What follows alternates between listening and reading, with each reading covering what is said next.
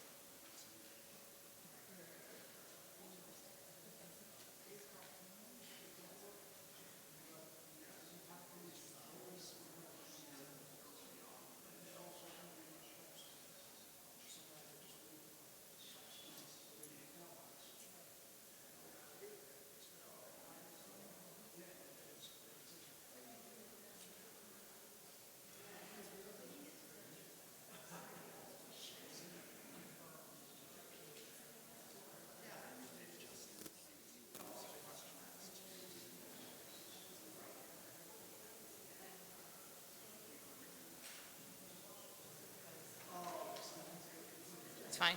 I thought he would. Making sure. I don't want to throw any curveballs. They have had, Yeah.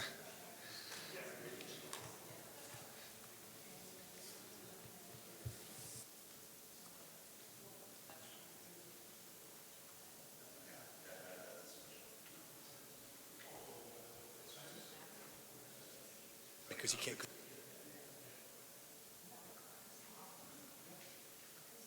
How you doing, George? Okie doke. Someone knock? Anyone hear someone knock? Just in your head. Yeah, I can't believe it. All right, let's get going. I'd like to welcome everybody to the February ZBA meeting. Noreen, would you like to do roll call? Chip Postiglione, Here. Zach Murphy, Here. Kevin Scully, Here. Steve Thaw, Here. and John Seeley is absent. Thank you. Hey, thank you. No, thank you. Please rise for the pledge. Pledge allegiance to the flag of the United States of America, to the republic which stands one nation under God, indivisible, with liberty and justice for all.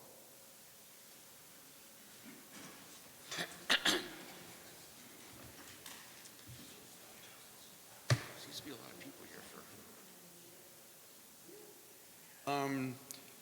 All right, as we get going, I just want to point out the fire exits behind you. We can use those doors if there's an emergency? Well, I guess if there's an emergency, Yes, we if there's an have no emergency, choice. the door's behind you and over here and out the front door.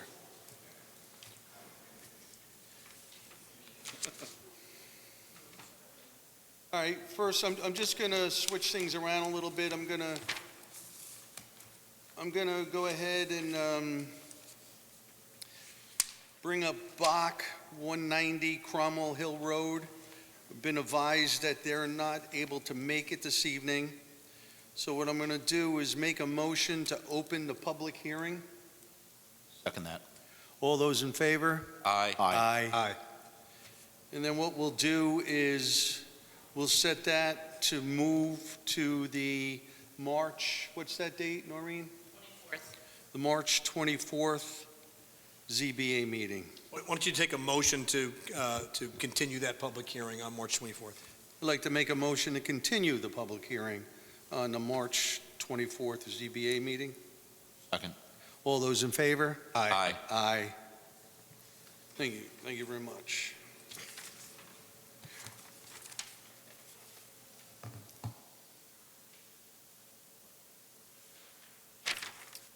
Okay, next up,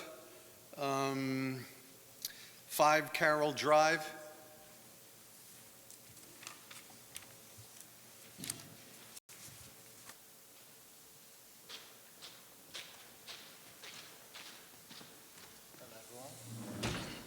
Good evening. Just pull those mics close to you, please. Hi, my name is Sebastian Belache, 5 Carrot Drive. I'd like to go, this is a public hearing, so I'd like to go ahead and make a motion to open the public hearing. I'll second the motion. All those in favor? Aye. Aye. Aye. Do you have the green cards? Yes. Back in the mail, I need them. That is correct. We don't have all of them though, because Whatever whatever you get came back, back. yes. Thank you very much.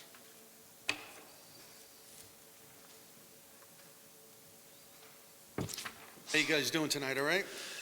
We're doing okay. Thank you. State your names again, speak into the mic. My name is Sebastian Bielasiewicz.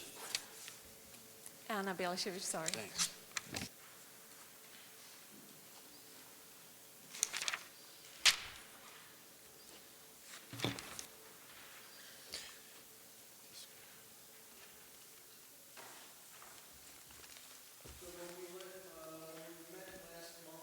On your mic.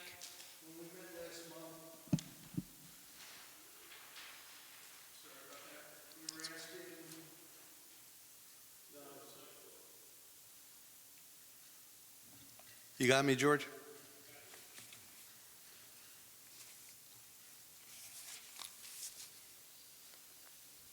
No, we have the photo, we have the plans for the rendering of the house, correct? That is correct, yes. And you ask us to bring, bigger copy of the proposed layout. Right.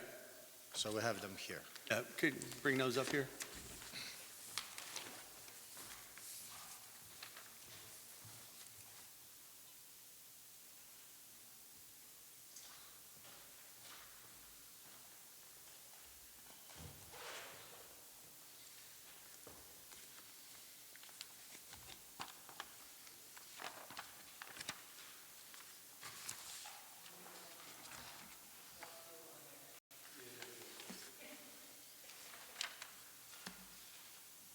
Thank you for getting us that info.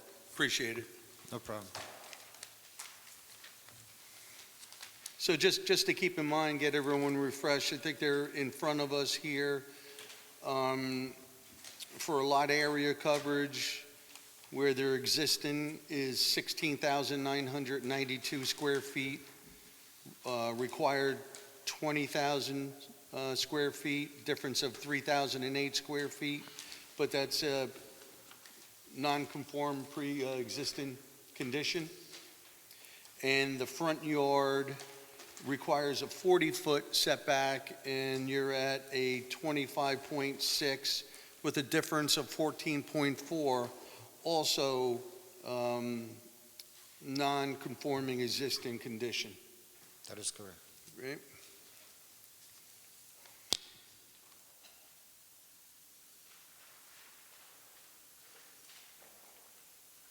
So from the plans that I've looked at, everything seems to be in order, and I do appreciate you cooperating with us and getting those extra details that we were looking for, just so we can paint a better picture for us up here. And I think, Zach, we took a drive-by there.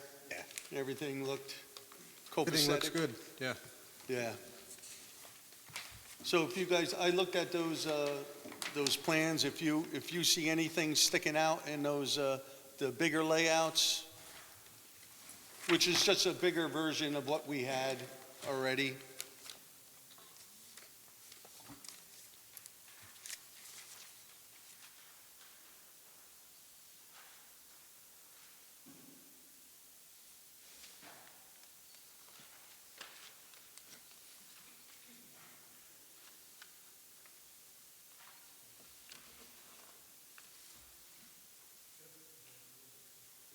As we're looking over the bigger set of plans, if there's anyone in the public here that is here to speak, any concerns on this project, please come on up.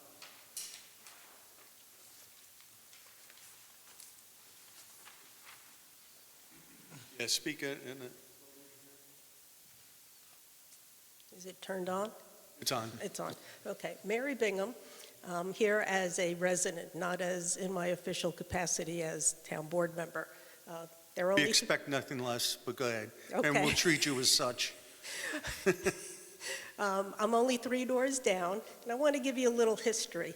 Okay. I've lived in that neighborhood for over 40 years, and I've known 3 of the residents that have lived there fairly well, and it is a very small, small house. My understanding is it was originally built as a demonstration or a model home. Right. So it wasn't built as big as some of the other homes that are in the neighborhood. And I can really understand why they need to have an addition or expansion. That house was always set close to the road, as I said, probably because it was a model home. They didn't want people to go far away. And I thought it was a good idea that the way they're going to build, I think it's going to be very suitable and appropriate with the rest of the neighborhood. Just on a little side note, before 911 came in, the emergency numbers for the streets, 5 Carroll Drive used to be my house, my house number before they changed it. Oh, they changed it all. Yeah, so Yes. there's a lot of history that goes with that house. And as I said, it's a very small house, and I can understand why they need the addition. And I think it's very appropriate, and I'm in favor of it. And I know one of the neighbors couldn't come today, and they were also in favor of it. So we wish them a lot of luck. Thank you. Thank you. Thank you. Appreciate it. Appreciate it. Thank you. Chairman, I received a phone call from another resident in the neighborhood who could not make tonight's meeting, and they are in favor of anything that can be done. Her name was Nova Bergeron. She's at 47 School Road. So she's in favor of what they're trying to do with the property. Thank you. Next time you speak, please talk to the mic. Thank you very much. Welcome very much. Yes. I've been waiting a long time to tell you Yeah, that. I'm sure you have. I think I need to go home now. Yes, yes. Anyone else out there got any comments, concerns? No? Okay. Like I said, from the work that Zach did, and us going over the plans, I do agree with the resident that came up here that they are working with the neighborhood in mind, you know, to keep in with the character. The plans, they've given us everything that we've asked for and then some. So if there's no other questions up here or concerns from the board, I only have one concern. It says that it's within 500 feet of the town of Chester. Do we have to get a hold of Chester on this one or no? They were notified. Okay. That's all I had. came back? Okay. All righty, if there's no other comments, concerns from the public or anyone on the board, I'd like to go ahead and make a motion to close this public hearing. Second. All those in favor? Aye. Aye. I think we're set unless there's anybody else on the board that thinks differently to go ahead and make a determination. Yep, we will, before we get to that, as everyone seems cool. All right, Counselor, can we go over the 5 factors? Sure. As the board is aware, the board is to apply a balancing test to the area variance application. It's weighing the benefit sought by the applicant against any detriment to the health, safety, and welfare of the community. It's guided by 5 factors. The first factor is whether there be an undesirable change in the character of the neighborhood or any detriment to nearby properties by the grant of the variance.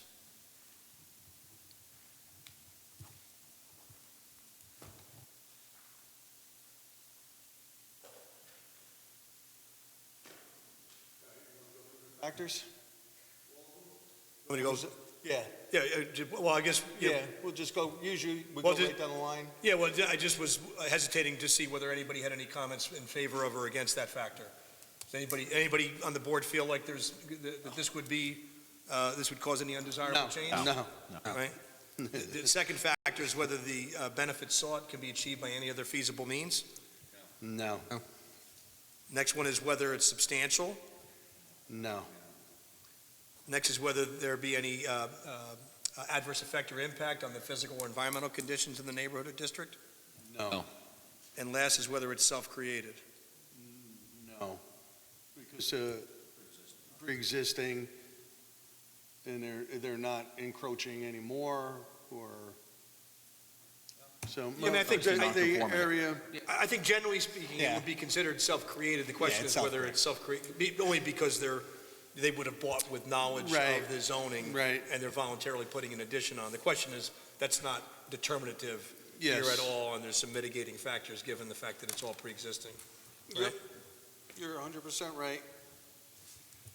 I think that, with that said, on that last factor, you know, they're improving that lot, improving that home, entailing, improving that community and neighborhood. So I don't see that as a negative. I mean, it doesn't necessarily mean. No, but that's why I said no at first. Yes, it is, but all right, if we're all set, I'd like to go ahead and make a motion to approve the variance sought. The motion should include the standard conditions, unless anybody has any additional conditions. The standard conditions being, compliance with the plans submitted, compliance with all the laws, rules, and regulations, and payment of all fees. Those are, we always refer to those as the standard conditions. Anything, I assume those are embedded in the motion to approve. Correct. I'll second that motion then. All those in favor? Aye. Aye. I'd like to go ahead and make a motion to have the attorney draw up all necessary documents for the chairman to sign.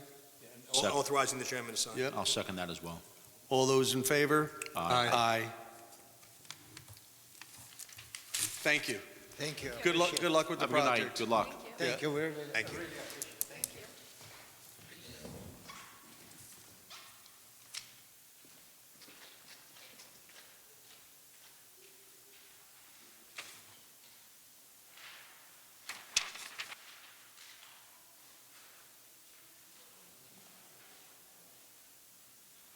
Okay, next up, Planning Board of Appeals.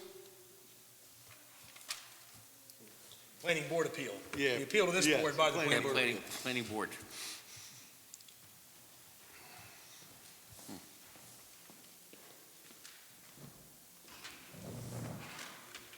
Evening. How you doing tonight, all right? Good evening, thank you. Good, good. All right, I'd like to go ahead and make a motion to open the public hearing. Second the motion. All those in favor? Aye. Aye. State your names, please. Just make sure you're speaking to the mic or we'll catch hell. Yeah, sure. Adam Rod of Drake Globe. I'm here on behalf of the Town of Monroe Planning Board. And Bonnie Franson, Chairwoman, Monroe Planning Board. Welcome. Thank you. So since our last meeting, we got correspondence from both lawyers on both sides here.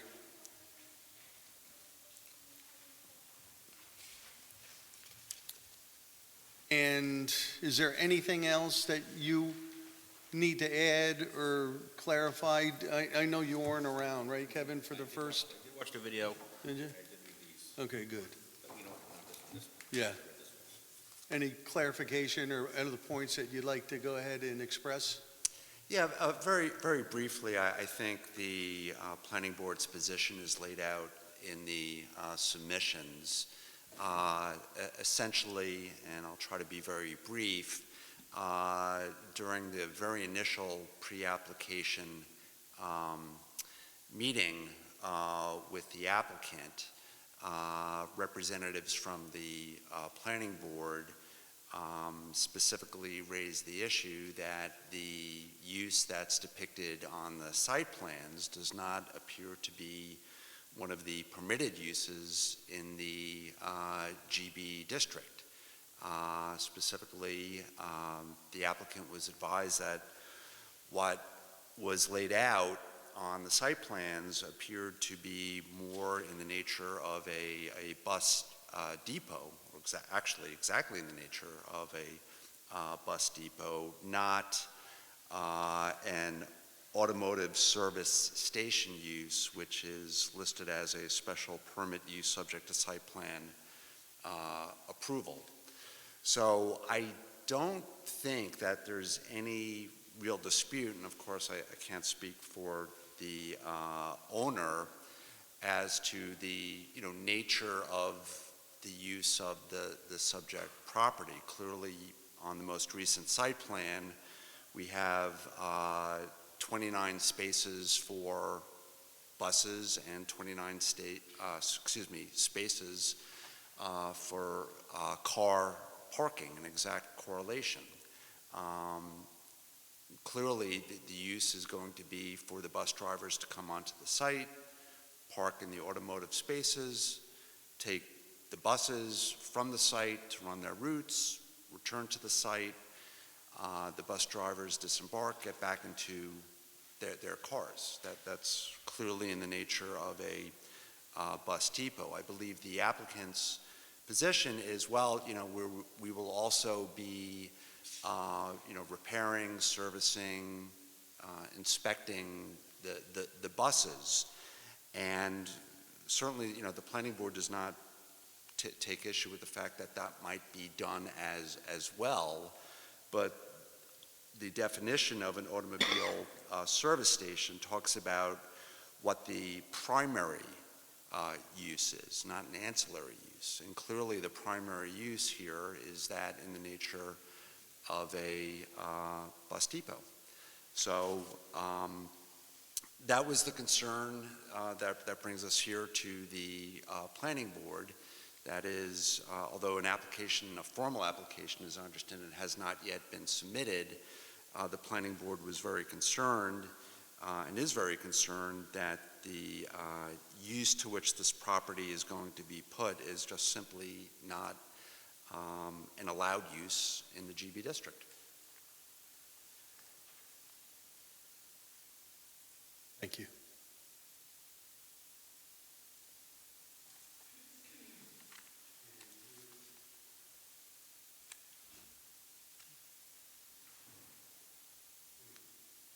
Where or see in video, or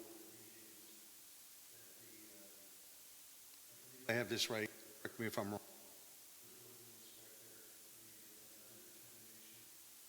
Other determination. Well, a different, I shouldn't say another, Different from what? right, Yes. right, okay, I understood just that. wanted to make sure. Yes, You knew. absolutely.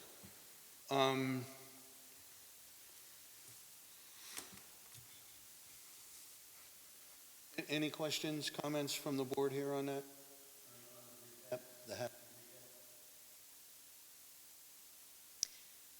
If I may just add, so prior to being the planning board chairperson on the planning board, we had been retained, my firm had been retained to prepare the zoning that went into place in 2017. So I'm expressing, having been the drafter of the amendments and the regulations, that in putting together the automotive service station use, it was not intended to be for buses or for bus storage. And that this would essentially set a precedent, because if this is allowed here, which it was never intended to be, that means it can occur within other GB properties. And had the town really wanted to allow bus depots, we would have created regulations for them to appropriately regulate them.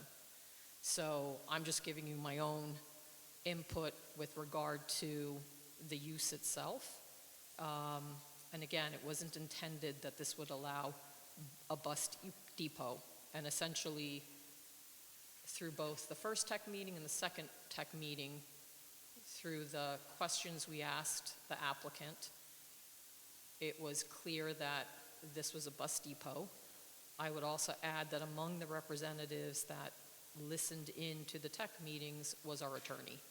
And in her own notes, it was noted that we had raised the question, why do you think this is allowed here? And that there was an error in thinking that the special use permit, which I think was a passenger shelter, meaning one of those little stations or kiosks where you can stand there while you wait for a bus, that they thought that that was essentially allowing what they would like to do. So I'm just adding that. I believe I stated that previously, but what I wanted to add to the testimony was the fact that I am the drafter of these regulations along with the prior town board, for what that's worth. Thank you. Thank you.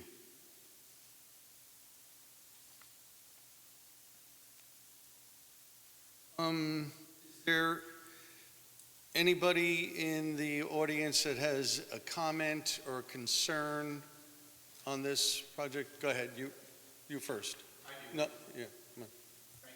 Yep. Just when you get up there, state your name, please. I will. So Thank talk you. to the Make mic. sure talking to the mic. So my name is Jonathan Streeter, and I'm the president of the Twin Lakes Water Ski Club, also known as Ski Delight. We own the 26 acres that abut the property in question on 3 sides. The only side that doesn't abut our property is the road. This proposal is to build, whatever you want to call it, a place where 29 buses and 29 cars will be parked directly next to our water ski club. The water ski club owns 26 acres. We have 2 lakes. We use those lakes to water ski. It's a quiet sort of, use of the lakes and the surrounding area. We spend a lot of time there. Currently on this property, there is a small, single-family A-frame home, quiet, friendly use, abutting our use of it. Putting a location where 29 buses and 29 cars will be stored and repaired is going to radically and adversely affect our use of our property that abuts this property on 3 sides. In 3 different occasions in the letters that I saw that were on your public website, the owner of the property states falsely that this will not adversely affect the abutting property. We are the only abutting property other than the road. We first got notice of all of these proceedings on February 9th, 2026. I'm here for the first time addressing something that seems to me, under the criterion you're all supposed to consider, what effect does this have on the abutting properties? We are the abutting properties. We are 10 owners. It's a corporation, 10 families that own the property, and the 10 of us water ski there, and we have members who water ski there as well, about 30 or 40 of them. There's a large group of people who've been using this property since 1988 for this purpose. And not once, not twice, but 3 times in the letters, they say, first, the August 7th letter says, would not have a damaging effect on adjacent properties. Secondly, Mr. Gelb's declaration of January 19th, 2026 says, out of the way of other properties and uses. And then finally, the January 20th letter says, the site is isolated from other uses, and the Orange and Rockland Lake, that lake is owned by us. We own all the land around it. We own the land under it. Would not have any adverse effects on adjacent properties. That's just false. It will radically change our use and our enjoyment of our property. I don't know which of these. Speak into the mic, please. I don't know which of these plans is the currently operating one, but this is the lake right here. This is where we water ski. We go up and down right here. We swim here. We water ski here. We have kind of a little clubhouse area over here. We have a second lake right here. We are right here. And this parking lot is literally feet. I don't know how many, but it's less than 50 feet. They can probably tell you. And if I'd had more time, I could have determined it exactly. It's very, very close to where we will be, and it will radically change our enjoyment of the property. I don't think I need to say a lot more about that. If I was to say to someone here, I want to build a bus depot next to your house, but it won't affect your enjoyment of your house when you're sitting on your patio, in your back patio, enjoying your house, that there's a bus depot next door that's going to be operating all the time. It's, as I understand it, from 6 a.m. in the morning to midnight, except for Fridays. That is going to radically affect our enjoyment of our property. And so to the extent that's relevant to your considerations, and as I understand it, it is, I ask that this board consider that and deciding whether or not to ultimately approve this. And I'm going to be candid with you, I don't exactly understand. I know an application hasn't yet been submitted. I don't know what that means is going forward, but this is our earliest opportunity to express our view that this is not a use that we would approve of. I think you could just step up here, because I just come to I want to make sure, as you were pointing to yours, so your club would be over this way, No, it's the clubhouse? So this is the lake. Yes. This is our property line.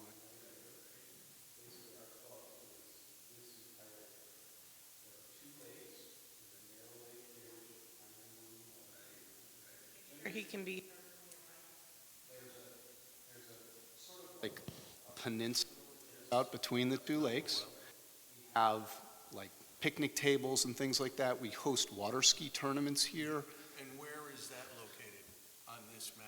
The picnic So table, where you have your sheds and your That- storage and that's- your boats right over this way? that's right about Right, here. That's where I Yeah. first said. Exactly. Right. But also out here, we have picnic tables where people can Right. enjoy a lunch and watch a tournament or watch their family members water ski. Yep. But over here, we have a couple of sheds, we have a patio, we have a barbecue grill, we have a hot tub. Right, and that's where I pointed first. Yes, exactly, Okay, exactly. thank you. I have a quick question. I heard it reviewing the videos from the previous meeting, and I'm seeing it here as well. I keep hearing 29 buses, and I have two different things. One says 32 buses, one says 29 buses. If I may. Yeah. Yeah, there were two tech Right, committee meetings. changed. It changed. And on Changed from the s- 32 to 29. Correct. So the second meeting, we were presented with the 29 and 29.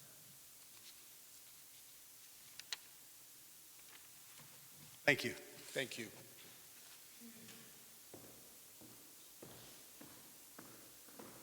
Anybody else?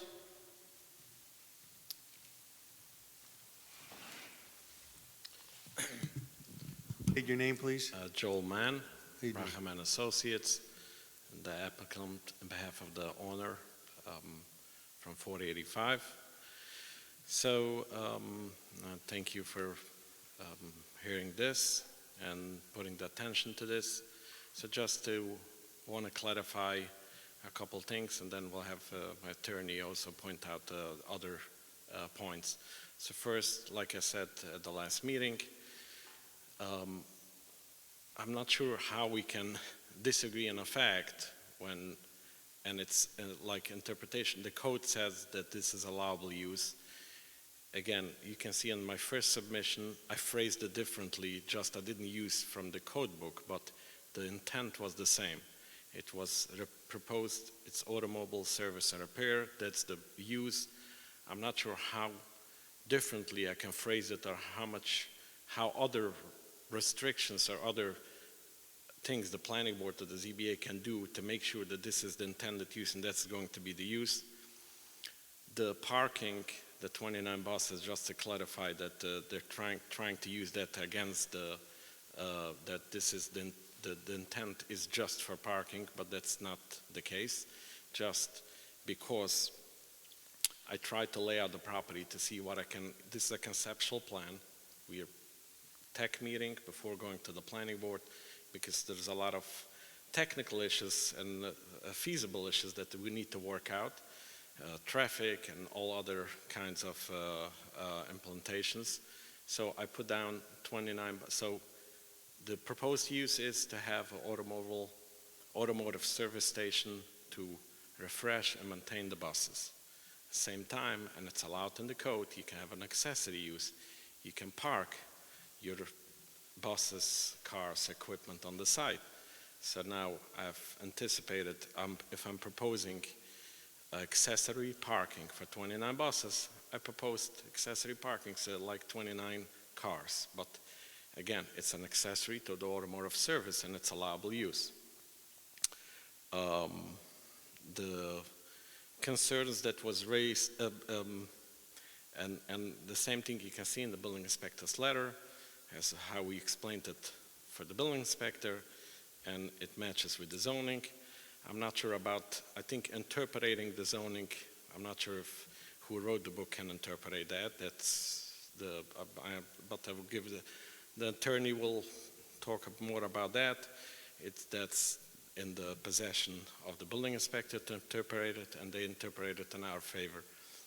The concerns from the neighbors, when you look at the zoning tables, it's allowed, we can build a shopping center, we can build a lot of different, more noisy things than that. And even on that use, the 29 buses spaces is not set. We can make smaller, we can negotiate, we can make buffers to the lake. We're here to do whatever planning board, the zoning board will do to make this as a better project, and more safe and more pleasant and more appealing, and in coordination with the neighbor and the towns. And the location, I pointed out the neighbors that it's a quiet space. It's next to New York 17. I'm not sure how quiet this can be. You have the 208 from one side, New York 17 from the second side.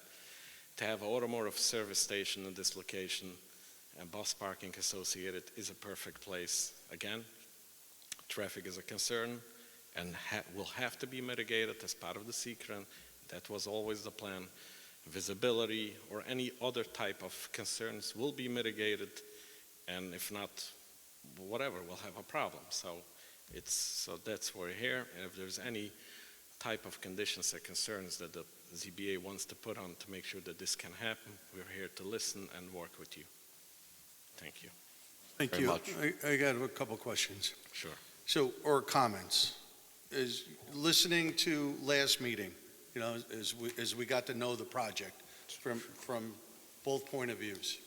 Sure. And going through all the paperwork that came along with it. Can you see how it is perceived when we're looking at this plan, that there's 29 spaces for buses, 29 spaces for cars?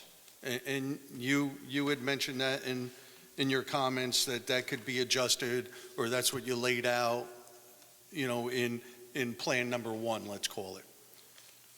So are you saying, and do you realize or understand a difference between a bus depot and a maintenance garage, for lack of better terms?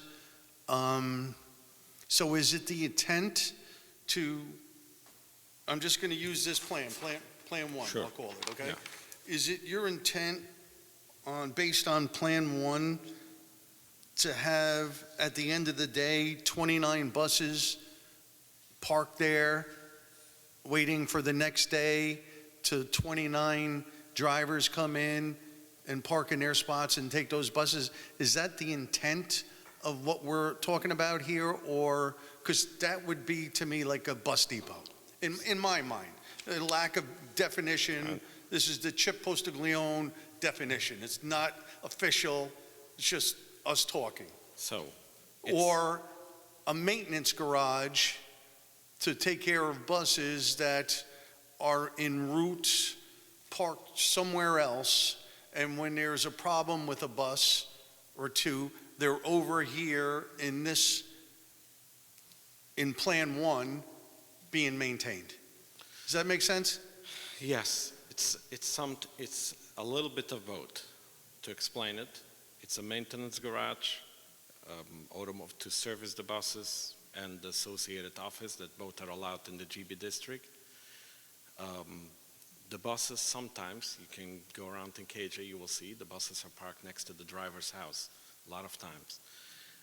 Technically, I will tell you the truth, it's just like I looked out on based on my experience, I was trying to look on the property, what is the maximum I could put here. Based on the owner, they don't need place for more than 10 to 15 buses, even though they have like 29 to 80 buses, because like we said, as the intent is to use this space, this location to maintain, refresh the buses. Sometime buses will stay there for overnight if it's being done late at night. If not, because the buses, they're going around, it goes from Brooklyn to KJ, a lot of times, and I can say most of the times the drivers are taking it at home, they're parking it next to their house. I can bring you pictures with proof on that. So if it will be a couple buses parked overnight, definitely it will happen. I can't restrict myself because it will happen at night. Now every bus needs to go out.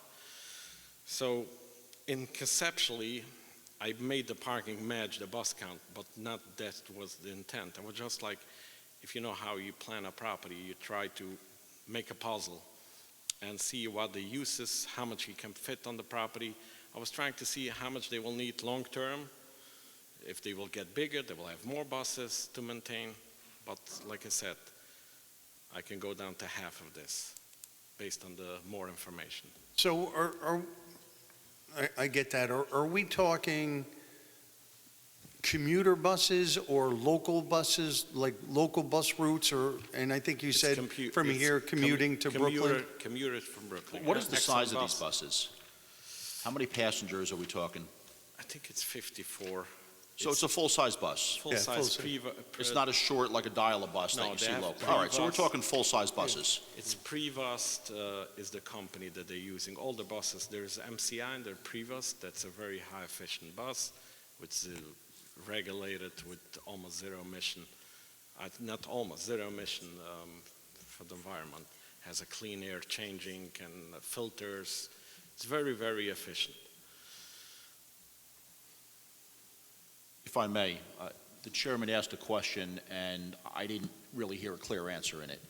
And the question was, I'll repeat it, and correct me if I misstate it, was the drivers will come, I'm going to say 29 because there's 29 stated in the reports. There'll be 29 drivers that'll be coming, parking their cars on location, picking up their buses, for the most part, which you said with the exception maybe of a few that park at their residence, but I'm going to assume 29. They pick up their buses and they go about their day, roughly from 6 a.m. to midnight, making their rounds. Is that correct? No. So correct me where I went wrong, please. So the place will be that all the buses, after finishing a route, are coming in this location, being cleaned, refreshed. If need maintenance, that kind of buses, based on the safety needs, regular maintenance, whatever, oil changes, tires, anything after a route, it's being taken care of, and then it's ready for the next route. Driver comes, picks up, typically it's not the same driver as if you're taking the same route. Driver comes, picks up that bus, the next driver or a second driver, and they take it for the next route. So a bus there's different buses can come in during the day, like 2 buses can Yeah, come. I didn't mean that the bus is out of the location from 6 a.m. to midnight. What I meant is that the question was a driver, whether it's the same driver, rotation driver, whatever it is, will come in, pick up a bus, go about their route, bring the bus back at whatever time they may, whether it needs mechanical repairs or not. But the bus, for all intents and purposes, is sleeping at that location, correct? Sometimes yes, sometimes not. Because what would be the sometimes no? Because technically when a bus is ready, if it's ready to go to the next route, the drivers will take it. If they finish a route and they need to make the next route. Do your buses run 24 hours then? Not 24 hours, but they run from 6 to almost 24 hours because But in essence, as I said, they're sleeping at that location. Wedding routes too. So weddings are finishing up 3 o'clock a.m. and they're. So with minimal exceptions. Or did you state that how common is it that the next day bus driver is taking that home and park in front of his house? It happens every day, most of the buses. So in lieu of that, they would be parking here instead of their house? Sometimes, depends who's taking the next bus. If it's the same driver, he will take it home. If So it's a another full-size bus of 54 passengers, I'm kind of equating it to like a city bus. Is that fair and accurate? It's like being used as a coach bus. So like a full-size, Coach as I bus. say, compared to a city bus, someone's bringing that to their residence and parking it Can show you. a where? picture. Just on the curbside. It's Really? Parking is allowed in the village of Curious Joel, So all your drivers are coming from Curious Joel? basically, yes. Some have driveways where they park it. It's quite a long driveway, though. Yeah, it is. I can show you a lot of it.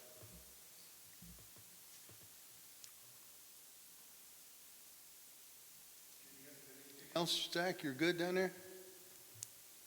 I don't know if I'd say I'm good, but I'm here. You're servicing only the company's own buses. Are you open to the public and servicing other people's buses or vehicles or cars or motorcycles or anything? No, they're servicing their buses. Just the buses that are sometimes stored They there, own the buses. sometimes in the driver's driveways. Correct.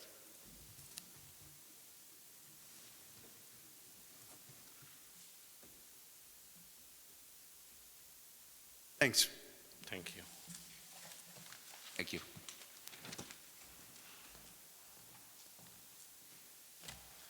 Good evening, Mr. Chair, members of the board.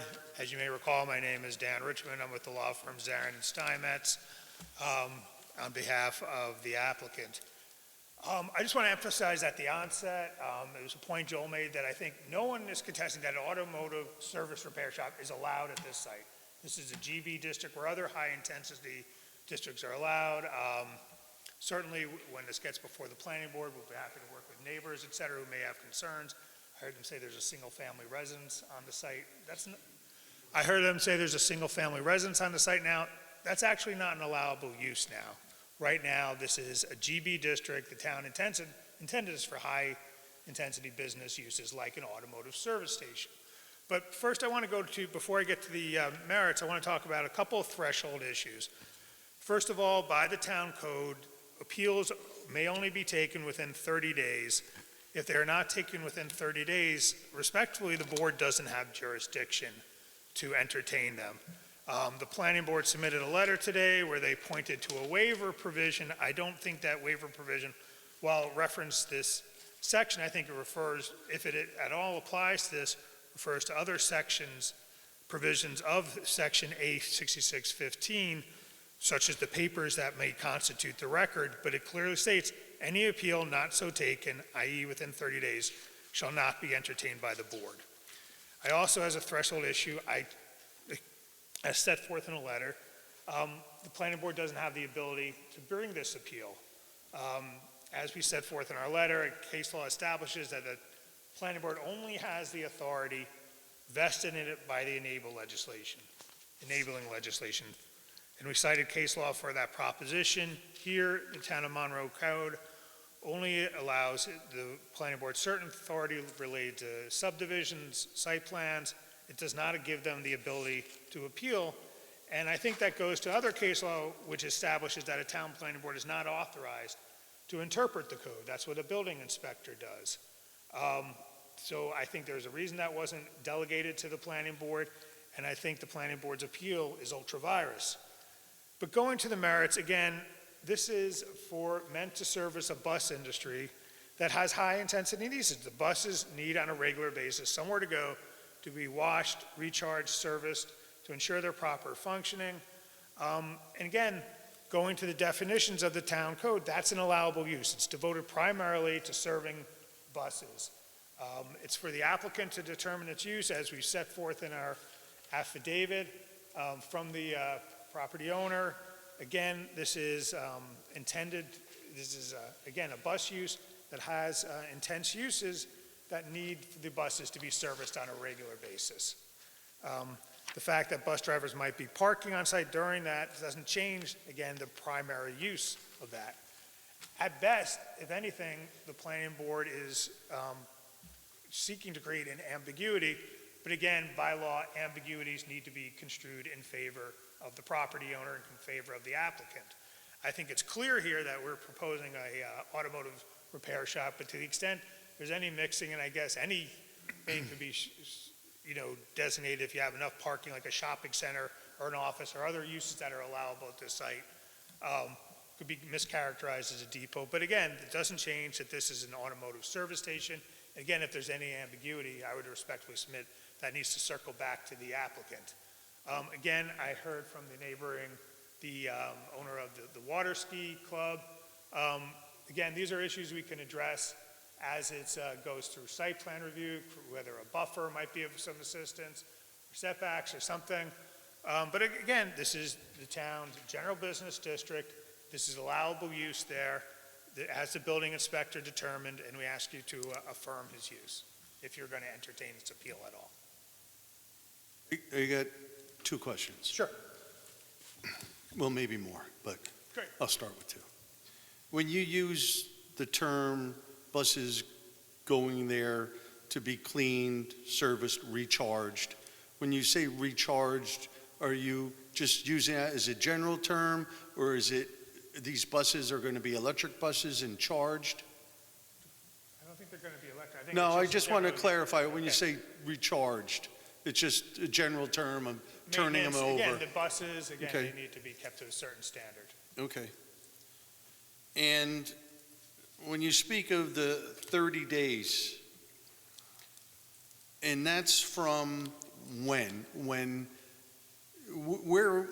and where does that clock start? It's according to the town code section A66-15, appeal shall be taken within 30 days of the action of the administrative official appealed from. So here, it would be the building inspector's determination that this is, what we're proposing was allowable, and this was taken well after that. The determination So was made you- on September 10th, 2025. And the appeal was commenced 58 days later. So you're using the building inspector's determination to start that 30-day clock? That's what the Sep- code says. September 10th, 2025, you said? Right, it's 30 days of the action of the. No, I know what the statute says. I just wanted to.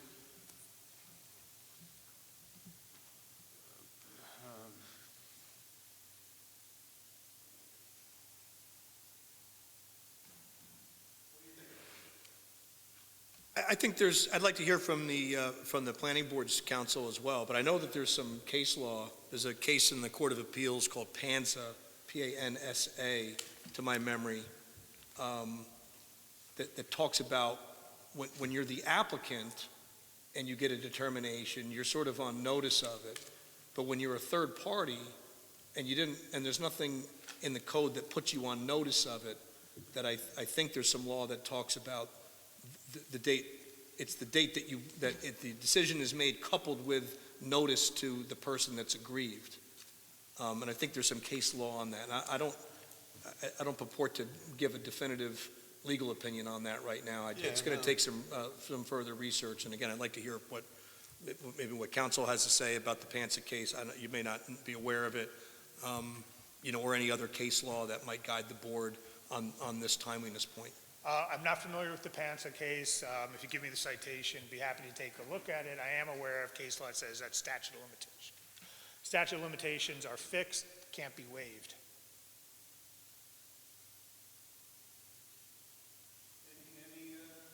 Any comments from the board on the comments and concerns?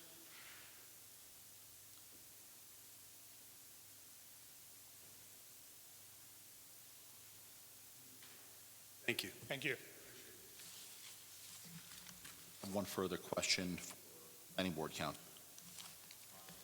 C, letter dated 7th.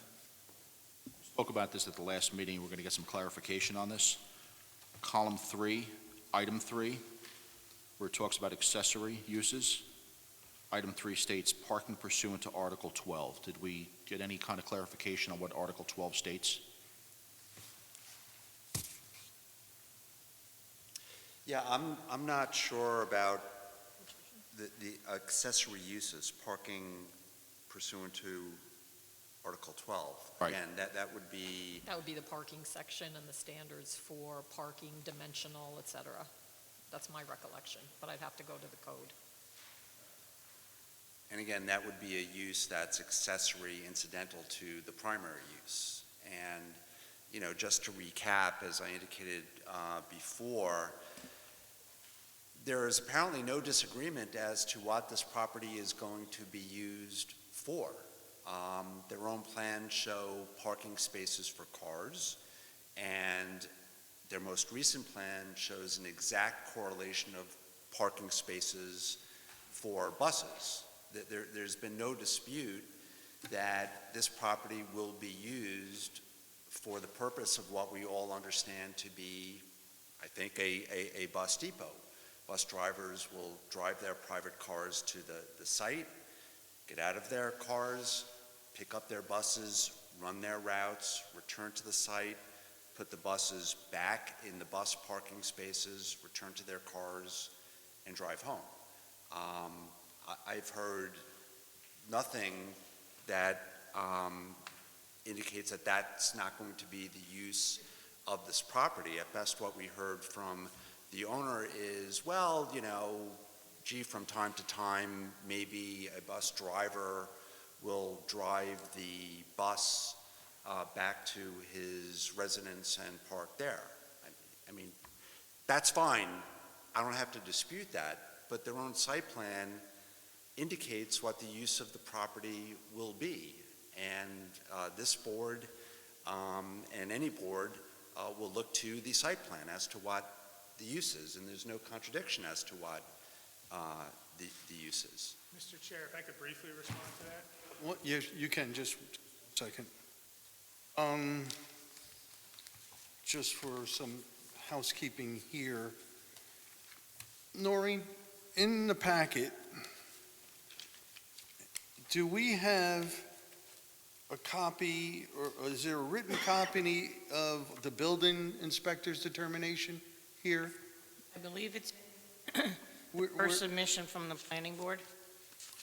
It's in our submission, exhibit. A.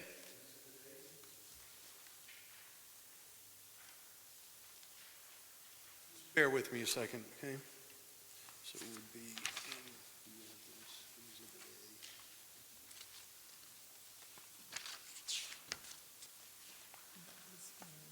Yeah.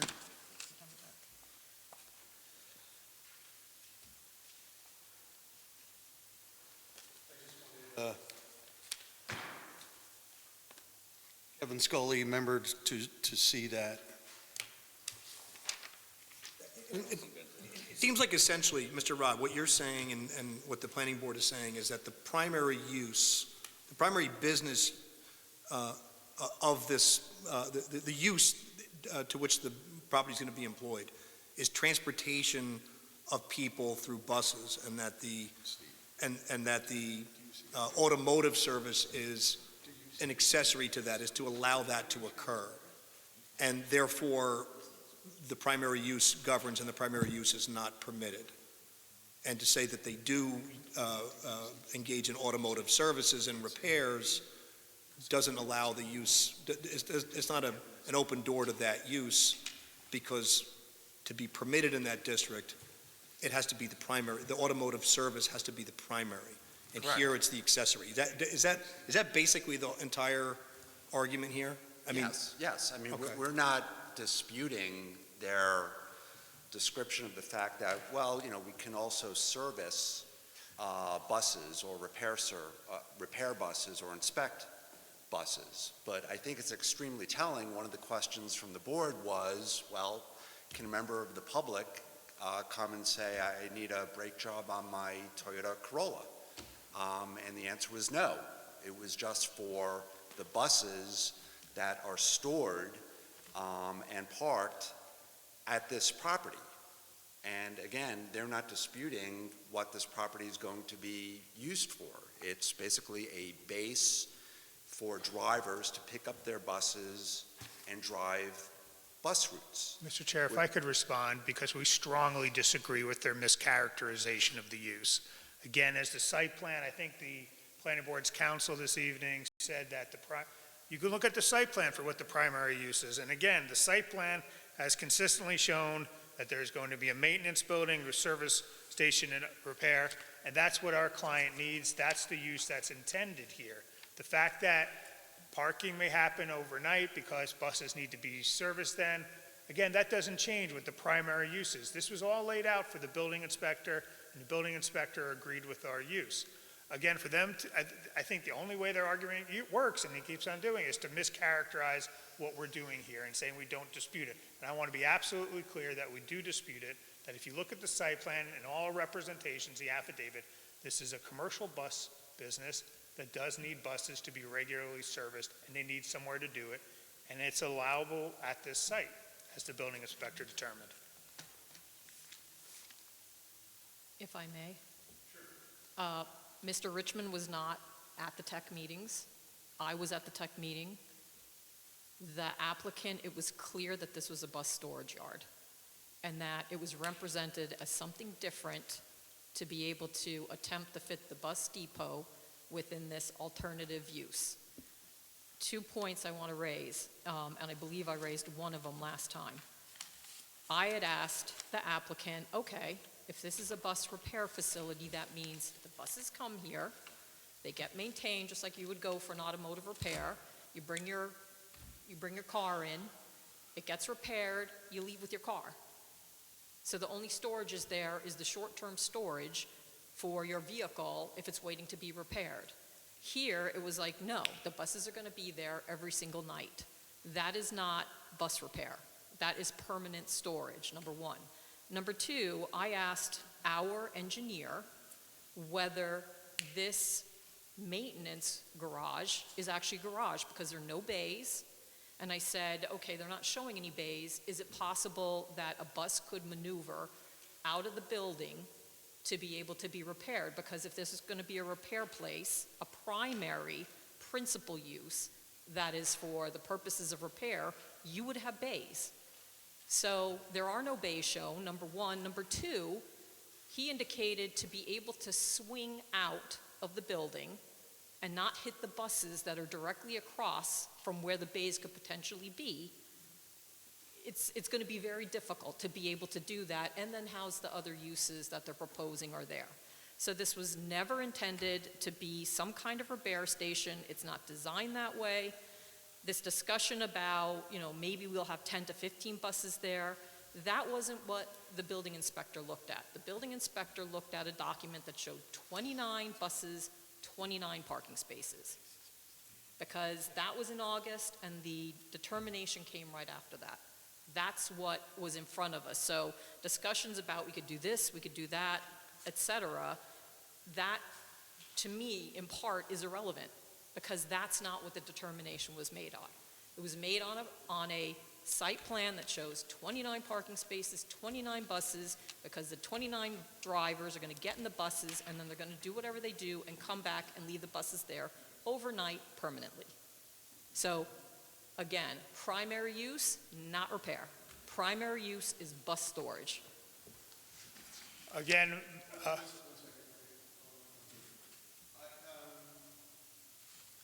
So, maybe in the technical sessions that you had, you saw more plans than what we're seeing now, where you're saying that there's no bays. Did you see building plans? Yes.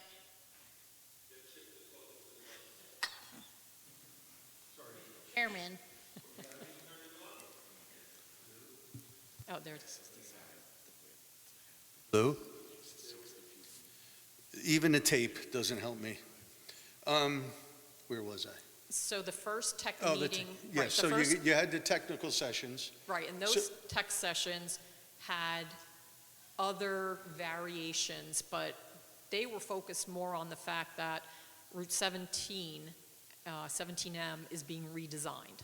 And so it had more to do with how they're going to be able to access the site, whether they'll be able to design it so that a bus can exit or enter. Those were more the types of images that we saw for the first tech meeting. But the first tech meeting is when we did say, wait, there's a bus depot, and our attorney brought up, there's a bus depot, and they didn't say, this isn't a bus depot. They said, we think it's allowed under that special use called bus passenger waiting shelter. So it was a misunderstanding of what that use is. That's precisely what was described at the first tech meeting. And then between the first and the second tech meeting is when the applicant, unbeknownst to the planning board, went to our building inspector, didn't communicate with us, and rendered a decision based on the representations they made, which changed after the first tech meeting. The second tech meeting is when we saw the 29 and the 29. And my recollection for all of those images, I do not recall any bays ever shown on any of the plans. So well, I'll get to this. Do you think that in between the technical sessions, when they went to the building inspector, you referred to that sheet of paper that you had here. What did you call it? The bus passenger waiting shelter. Right, so do you think that that was used with the building inspector for his determination? That this was used? Yeah, so if that's being used as a misunderstanding or mischaracterization of what we're doing, I think, I don't know what Okay. happened at the building inspector stage. They wrote a submission, a narrative, which I believe you also have, that they submitted to the building inspector indicating what they are going to be doing there, and that's what Ben based his determination on. And I can say, I never spoke to Ben. I don't know that Ben ever spoke to Ashley, our attorney. I think it was possibly solely on the basis of that submission made by the applicant. the purpose, so technical sessions, is that common for, like, before something gets to the planning board, to have technical sessions? So it's informal. There's nothing in the law that actually allows it. Right. But it was instituted to help applicants understand what the issues may be as they proceed to submit an application. And so that's why we said, when they started to describe what this use was, our reaction was, you're going to have an issue because of Bus Depot. What you're envisioning is not allowed here. But is it common? Do you do that a lot? We do it, I would say, for larger projects. And It's is not that- entirely common. Okay, and who initiates that, you or the or? Usually, I'm looking at Noreen because Noreen is also the planning board secretary, but they would normally communicate with Noreen and say, hey, we'd like to have a tech session. And then they schedule it. It's usually with the attorney and the engineer. I try to get on. If I cannot get on, we attempt to get the deputy chair on to these discussions. But they're informal. There's nothing that it is official about it. It's for Yeah, assistance. it's just a working group type, just, Correct. yeah. Seems like a good idea, right? Yeah, I think we're trying to give applicants a sense of what hurdles they may have, Right. you know, wetland permit or whatever it may be, before they get in front of our board. Right. And so the second technical session is when they came, at that technical session, second one, that's when you realized that, or that's when the planning board realized that there has been a determination made by the building inspector. They asked for a second determination. I was surprised because from my perspective, the last discussion we had, we indicated this is not allowed in that zone. But we scheduled it, we got on, there was continuing discussion about this particular site plan with the 29 and 29 bus spaces to parking spaces, vehicle parking spaces. And we said, I don't understand, are you going to, go for use variance? What's happening here, because this is the same. And that's, at that tech meeting, that is when the applicant told us, oh, we got a land use determination from the building inspector. So we did not have that. That's the first we learned of it.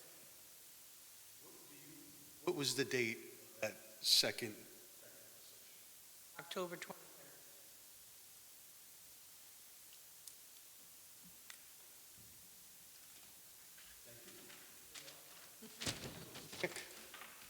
I was working on it today.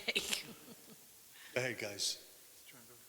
Yeah, so first of all, I want to clarify, if you look on both plans are clearly making the building, so all the bus size is 45 feet, the depth of the building is 60 feet, and they have turning movements. Maybe it was not engineered, because that was not my intent to get in the nitty-gritties, but you can see that we have like a 60-foot aisle between the bus parking spaces and the building that was intent clearly to have base. was plan 2 or 3, it was not determined even how much base I'm going to have. The main focus of the meetings really was, and I said that at the tech meetings, was more like the very uncertainty of the traffic location of that property with the traffic pattern. And as part of my submission to the planning board, I submitted a couple type of plans. There is a DOT proposal to relocate the 208 further up, to make 2 roundabouts. So the question was, how are we going to handle this in a matter of traffic before going into a major cost? And I want to know where I'm going to get stuck or what the issue. That was the main focus of why I requested the TAC meeting. Then, when the question came up at the first meeting, is that allowable use? I was very clear that this, I know in the GB is allowed, and then I changed at the second, so before I went to the second TAC meeting, there is, in the town of Monroe, there is a form before you go to the planning board that anything, you can fill out a land use form. It's a normal procedure, it's a streamlined procedure that you fill out a land use form, you send them to the building inspector your plans. I don't remember if there is a fee or not. Noreen, you will know. Actually, I don't know whether he has I a don't fee on remember, that. whatever it is. So it's a form that you fill out. We gave a letter explaining exactly the use, and like explained that the buses will be stored overnight too, because like we explained, that's a necessity to the use. The main use is the service station. Parking is always a necessity to every type of use. Retail, when you have like I said last time, we have an air conditioning company, they have 20 service vans. Where's the service vans going overnight? They're bringing it back on the site and it's allowed to be parked. That's their construction vehicles, the business vehicles. The same thing is with the buses. So why should that be different than 20 air conditioning vans and have 20 buses on site? The only difference between the first plan and the second plan is, I believe, before I went to the building inspector, because he's looking very detailed on all the zoning. So I updated my zoning table to make sure that I'm in compliance with all the setbacks, with the lot coverage. I think one plan I had some encroachment into wetlands that's potentially in the property. I reduced that. I made it a little bit more clearer, so he should be able to give a clear determination. And that's where I went to the next TAC meeting. I was very confident that the planning board will be on the same side, and I was very surprised of the outcome. That was not my intent. I'm not here for whatever knows me from before. I'm before these boards for years, always trying to accommodate and work with the boards, and I'm still here on this too. But just walk away from it, it's complicated, so. I have a question for you.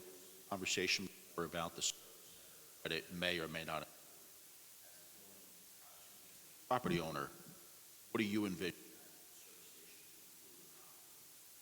So basically a building with a couple bays and have the buses getting in. They have some lift stations inside, like a regular automotive service station, and one portion of it will be the offices that's also allowable use in the GB district, principal permitted use. Okay. And then you have car parkings and bus parkings, everything So is there will be accessory to it. bays, lifts, bus lifts, Yes. things of that nature. They operate like that right now in Brooklyn. So it's a whole history. This bus company was initially Monroe Bus. They have a place actually where it was annexed to the village of KJ.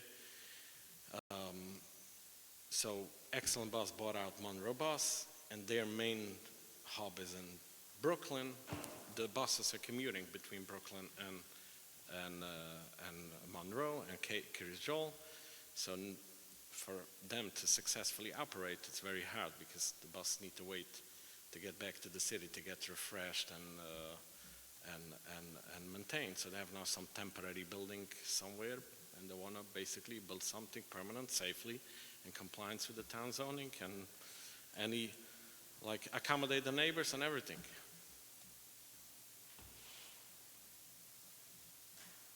When they bought the property, they asked me, to look at it before they went into contract. We looked at the book. This is a GB. It's a commercial site. It's next to the 17. It's like when you look at it from an outside picture, from above, this should be a perfect place when someone wants to run such a business. Again, I know there always comes up some hiccups, and that's why you go to the planning board, you go through SECRA. If there's any issues, you mitigate that, and you work with the board.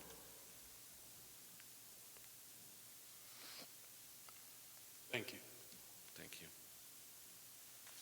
I think Joel said it all. I think we've hashed out the issue. I mean, again, I think it's pretty clear this is an automotive service station. You know, as the building inspector, it's sort of clear to me. I'm not sure why we're here. And again, I go to the point that I don't think, for a variety of reasons, respectfully, the board has jurisdiction, or the planning board, to initiate this. But again, I think ultimately this is a pretty clear automotive repair use that is necessary for this business to operate in this area. Thank you. Thank you.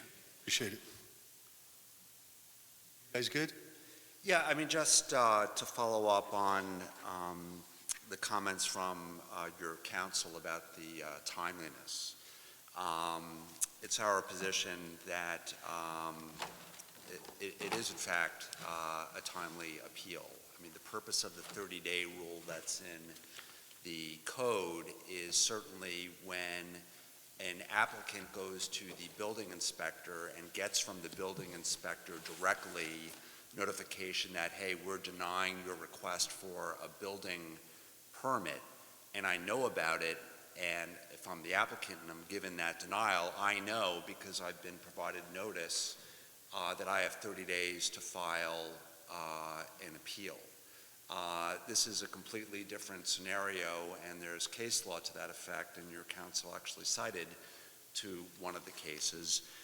Here, the record is not disputed that the planning board first became aware of the land use determination by the building inspector on October 23, 2025.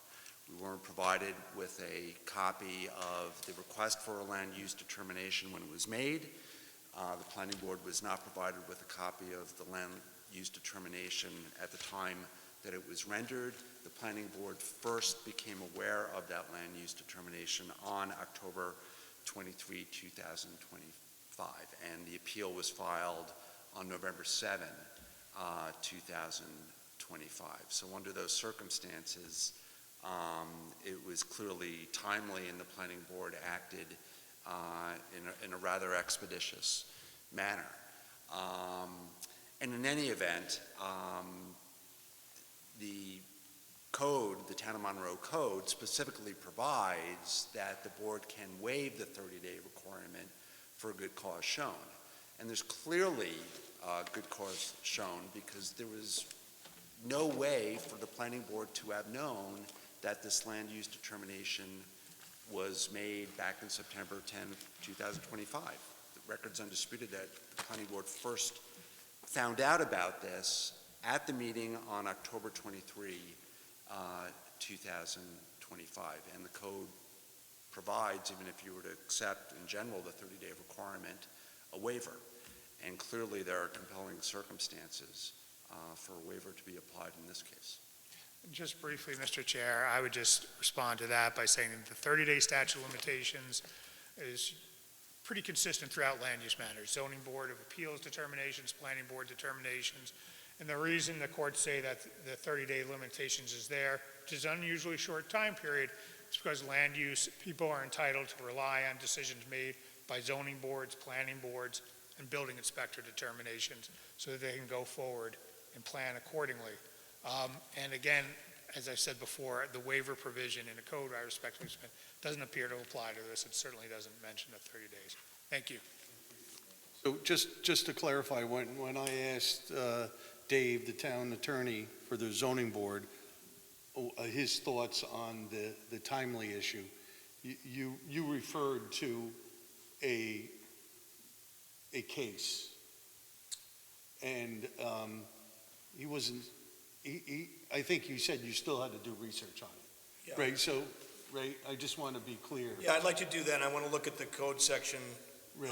I just got the, Mr. Rod's memo today. I didn't have a chance to look at it until right before I came up here, so I wanted to check that code section. Was it A66-18? You know, on the ability of the board to waive that 30-day period. I'll take a look at that case law. You can do it a little. Okay, thank you. Thank you. Is there anyone else have any comment, concern? Seeing nobody, Will you close a public hearing, or will there be time to submit any final comments, or just understand process?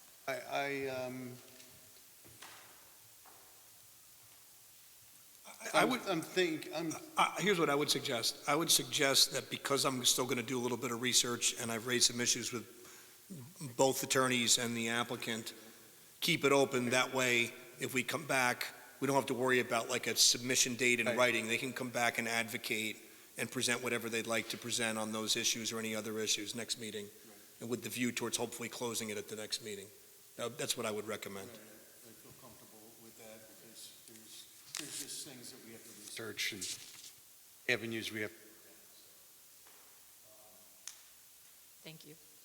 Just, does the board, would they like supplemental submissions in addition to what was submitted, or? I don't see it because it's just personally, no, I don't want to speak for the rest of the board because it's just really, no disrespect to anybody. It's just a game of ping pong, right? We're going back and forth. This is what you believe, this is what you believe, and we're just trying to, with all the information here and the research that Dave is going to be doing and going through it more, I don't think that there's anything further that we need. Obviously, if you see fit, if anybody sees fit to supplement. If someone has an aha card or something like that, please, that's why it's going to remain open, right? If there's, but I wouldn't see formally to submit any, I'm not asking for anything. Right, you good? Okay, Thank you. thank you. Thank you very much. We're just, Yeah, why don't you make a motion to continue the public hearing at the March meeting? yep, I'm going to make a motion to continue, to keep this public hearing open and to continue it the March 24th ZBA meeting, is that correct? I'll second the motion. All those in favor? Aye.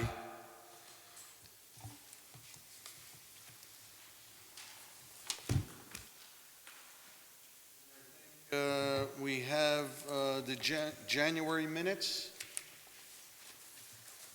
right? And I was able to go over them earlier today, and I did not see an issue with those minutes. Anyone else? So if you had a chance to go over them? Looks good. I'm good on my end. Okay, so, and you weren't here. Abstain. Right. So I'm going to go ahead and make a mission to accept and approve the minutes for January 27th, 2026 ZBA meeting. Second that motion. All those in favor? Aye. Aye. Yeah. All right, that concludes our business. I'd like to go ahead and make a motion to close the February ZBA meeting. Second that motion. All those in favor? Aye. Aye.